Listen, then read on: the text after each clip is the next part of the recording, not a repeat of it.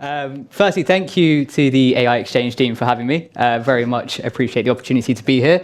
By way of introduction, Elliot Almeida, I lead our AI go-to-market for retail across the UK and I, which is a fancy way of saying that I help retailers adopt AI in a meaningful way. Across the entire value chain, automation, innovation, really helping them leverage the technology and extract value, rebuilding their operating model, the skeleton of the enterprise, if you will. But in the same way a skeleton can't move by itself, enterprises can't realize the true value of AI without its people. Individuals to leverage, to harness, orchestrate the technology and truly see the value of it, giving way to a new dynamic forming, where partnership is a central theme. Now, what this means is that when you think about people and you think about AI, there's a new relationship, a new cognitive dynamic, and it's one that we're only really now starting to understand. When we look at productivity and we look at how AI is impacting output, the results of that are undeniable. If you think about the productivity boost, a study from Stanford showed that individuals who use AI, it increases their productivity on average by 14%. And that more than doubles when you look at novel workers, novice workers, those who are going through that onboarding journey. But it's not just the quality, it's not just the quantity of work, but also the quality as well. It elevates what they're actually able to output. See an 18% increase in quality. And at the same time as well, the economic impact is undeniable. A study from McKinsey showing a $4.4 trillion impact. And if you look at the US productivity, the GDP per capita is growing at its fastest rate in years. And I'm sure I don't need to go far in the audience to find someone, an individual who has experienced a very similar thing, AI augmenting what they're able to put out. I know I experience it as an individual. I leverage Amazon Quick, our AI productivity assistant internally, and it's able to take what I can think of in my mind, my ideas, what could be, what might be, and really turn that into reality. Its effect is like nothing that's come before it.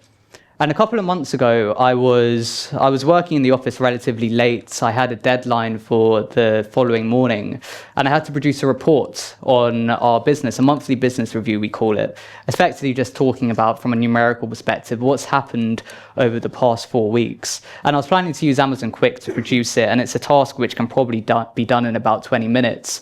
But something happened. Something genuinely quite horrifying, and it still makes me uncomfortable talking about it. Amazon Quick went down. My AI assistant, the one who I was relying on to produce this report for me, was giving me nothing more than error messages.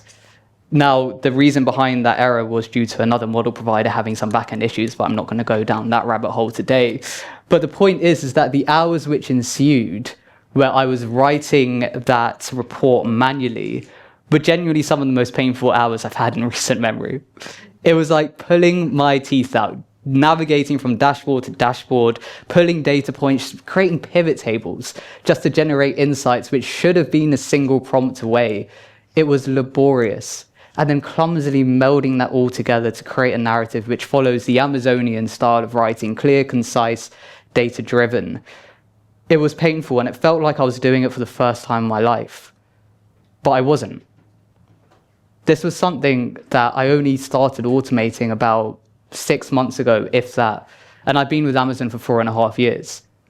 For 4 years, I've been writing these reports, pulling data, intricately threading that narrative, writing it in that clear, concise Amazonian way, like it was second nature to me. And yet all of a sudden, I felt like a novice. What happened, and what I realized had happened, is that I hadn't just offloaded and automated the task.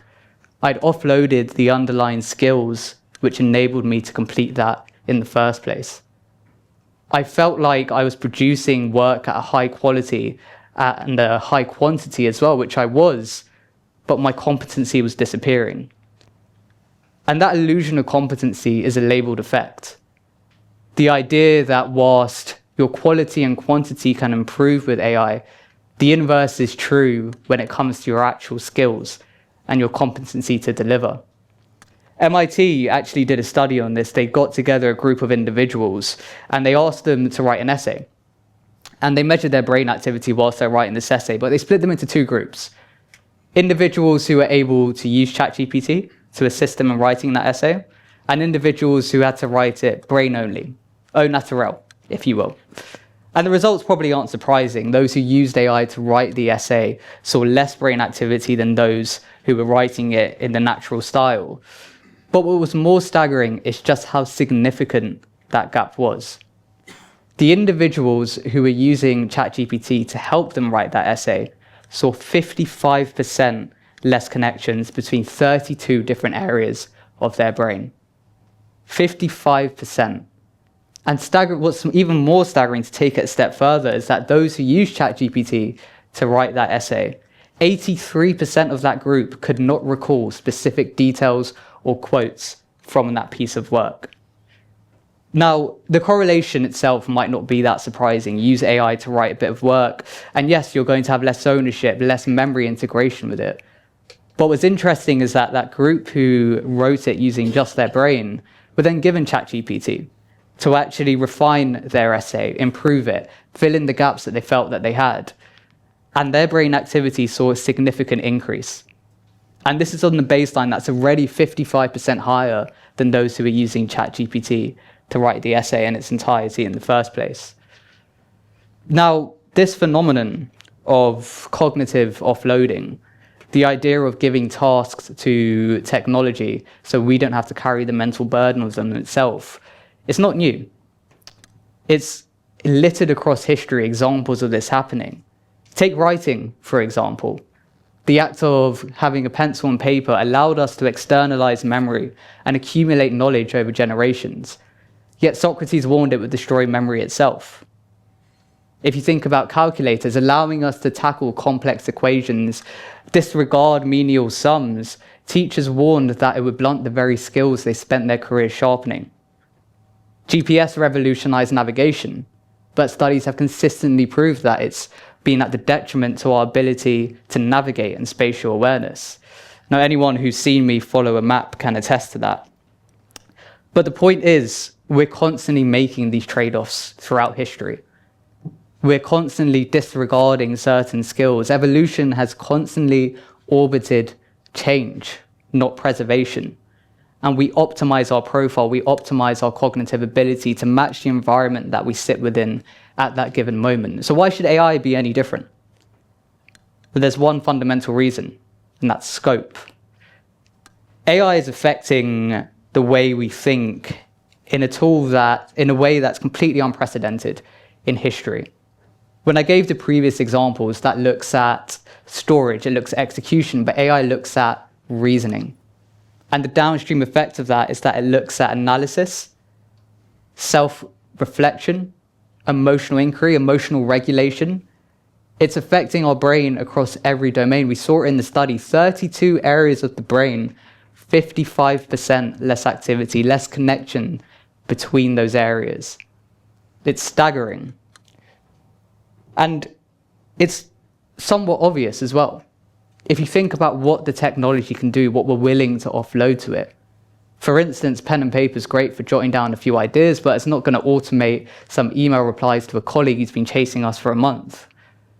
If you take GPS, it will help us get from A to B, but it's not going to write a whimsical song that we can sing to our cat while she falls asleep.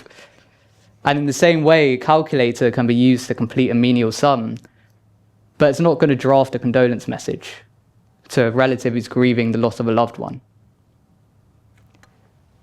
When we think about where we're heading, a psychologist in India actually wrote a fantastic paper. She talks about the algorithmic self. Gina Joseph is her name. And to define the algorithmic self, using her own words, it's a form of digitally mediated identity in which personal awareness, preferences, and even emotional patterns are shaped through continuous feedback from AI systems. And what this really means is co-constructing identity with AI. AI being a companion that's providing a constant iterative feedback loop. Every conversation you have with it, it is providing that self-reflection for you. And it's a compounding effect.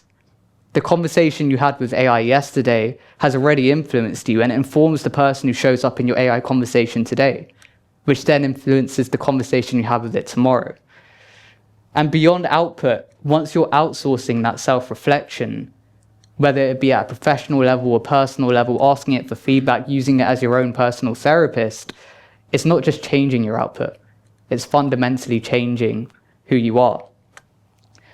I'm of the belief that we are all heading towards our own version of the algorithmic self. I don't think if we're using AI, there's any real way to avoid it. But there are two variables, because the algorithmic self isn't the same for everyone. And those two variables I think about are the pace at which you're on that journey, and finally what that destination is, because the algorithmic self won't be the same for every individual in this room. But if we think about how quickly we adopt AI, there's a lot of factors which influence this. I'm not going to go into all of them, but what I want to focus on is personality. In the 1940s, a model was introduced, which has been refined since over the following decades, which says that as an individual, there are 5 underlying character traits, personality traits that everyone has to varying degrees. And OCEAN is the acronym for them. Openness, conscientiousness, extroversion, agreeableness, and neuroticism. Openness is the most dominant trait in individuals who are able to embrace AI the most rapidly. The comfort of being able to experiment in ambiguity, work with a technology that you don't yet truly understand. And perhaps that's not surprising. But on the other end of the spectrum, you have individuals who see neuroticism as their underlying trait, and they see slower adoption because they're more skeptical, not because of a lack of capability, but because they genuinely feel friction with the idea of working with a technology in this way. They're conscious about what it means for their own identity. But beyond those 5 traits, there's one thread that goes through all of them, which all of us sit on when we think of it as a spectrum, and that's neuroplasticity. The ability to form new neural pathways, i.e. the ability to take on new information, new skills, and new ways of working. And it's something which declines over time as well in our lives. It's the reason why children are able to learn languages so readily, while those in our later years struggle. And what this means is that all of us adopt AI at different paces. But the destination, again, is different for all of us. And that's where we think about how much influence you actually give AI. Now, in the 90s and 2000s, there was 2 concepts that were introduced, the first of which talks about the need for effect, i.e. how much do people actually want emotional stimulus in their life? All of us fall in the spectrum. If you think about people at the far end of that spectrum, it's those who love those rom-com movies where you're crying at the end, where you just love to feel that emotional stimulus in your media, your life, whatever it may be. And for them, they're driven by emotional processing and they're more likely to trust AI. The interaction to them feels right, it becomes a companion to them, and so they engage with it more deeply. And the other effect is a need for cognition. Individuals who are stimulated by having their brain challenged, those who love puzzles, who love Sudoku, who do your daily crosswords at the beginning of every day, they're more likely to rely on AI because they view it as a thinking partner. They see it as something that they can bounce ideas off, that can expand the surface area of the information that they're incorporating into their thinking pipeline. But what's interesting is that those who have a need for effect, whilst they're more likely to trust AI, there's no correlation with their ability to actually rely on it. And the inverse is true. Those who have a need for cognition, whilst they're more likely to rely on it, there's no correlation with their need to actually trust it. And that links to the third point. There's a critical thinking correlation as well. Those who have a higher confidence in AI exercise less critical thinking when it comes to actually engaging with it. And those who have a higher confidence in themselves exercise a more critical thinking. But what happens when you actually start to group these traits together? Because they're all different threads, none of them are mutually exclusive. And actually what happens is you start to see them appear in certain groups. And those groups are now more susceptible to AI influence than others.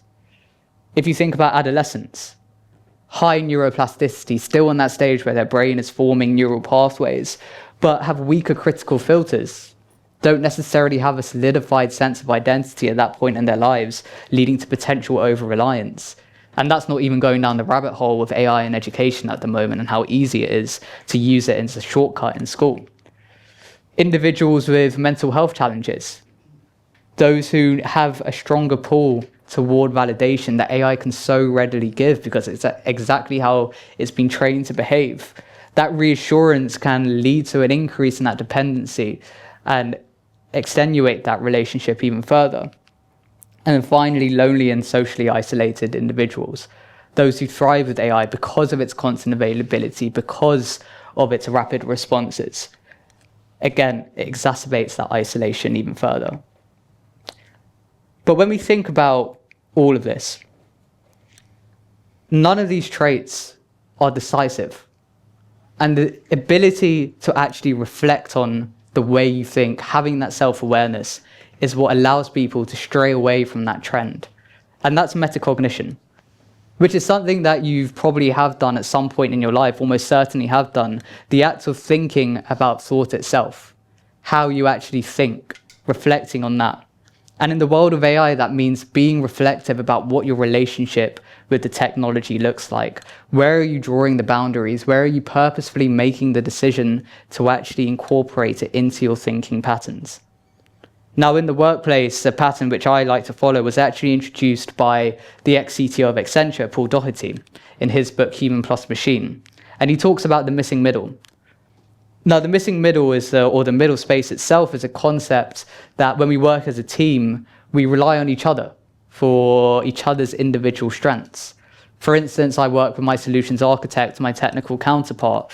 At any time there's a technical aspect to a conversation, I lean on her.